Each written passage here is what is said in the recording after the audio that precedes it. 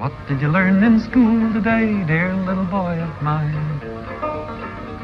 I learned that Washington never told a lie. I learned that soldiers seldom die. I learned that everybody's free. That's what the teacher said to me, and that's what I learned in school today. That's what I learned in school.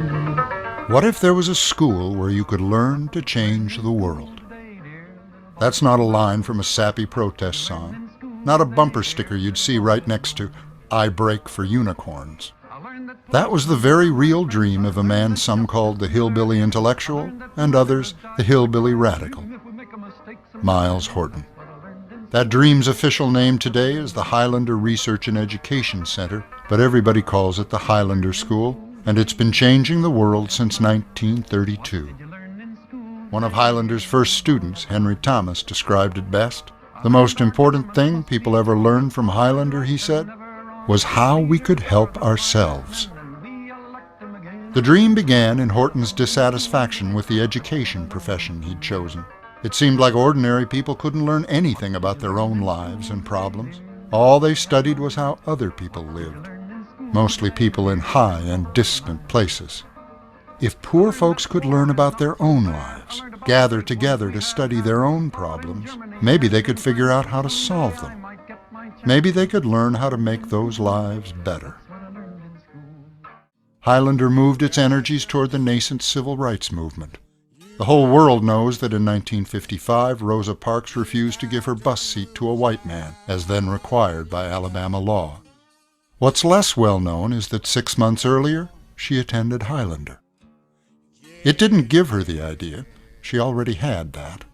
What it did do was show her that there were white people as angry about racism as she was. At Highlander, she said later, I found out for the first time in my adult life that this could be a unified society.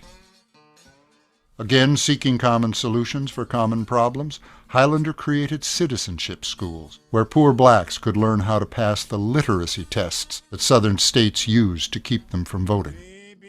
The director for that was Septima Clark, who became known as the grandmother of the civil rights movement, and who understood Horton's crazy dream better than most.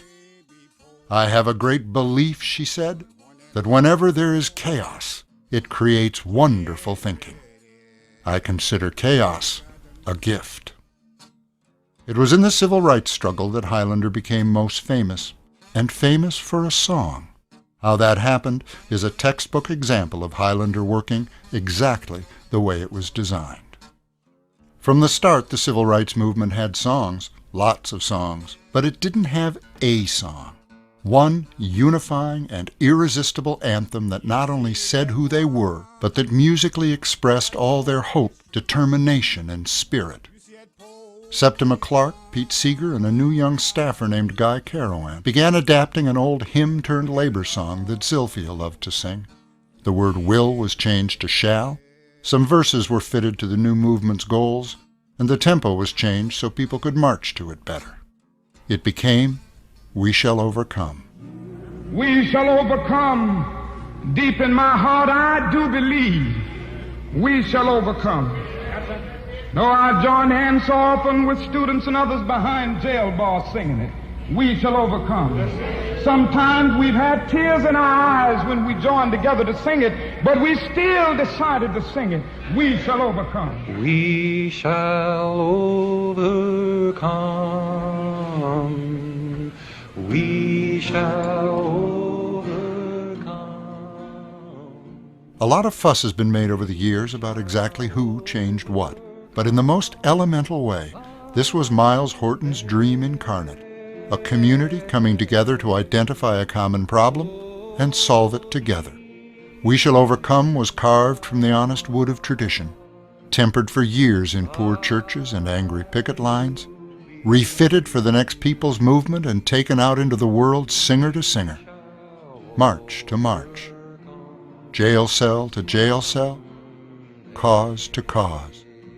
From Birmingham to Belgrade, Tiananmen Square to Tripoli. It belongs to the people because that's who created it. Who gave the world its best-known Changing the World song? Why, a school for changing the world did. A school named Highlander.